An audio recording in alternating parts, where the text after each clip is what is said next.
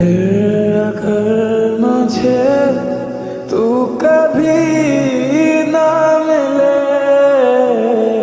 हम सफर मेरा तू बने ना बने फासलों से কি সারপ্রাইজ? শুধু surprise? I am very surprised. In fact this is the best surprise of my life. তোর সত্যি পছন্দ হয়েছে? শুধু পছন্দ, আমার খুব পছন্দ হয়েছে। তোর জন্য রুম রেডি করা আছে, দ্রুত ফ্রেশ হয়ে ইন কর। ওকে ওকে, আমি আসতেছি। Good morning aunty.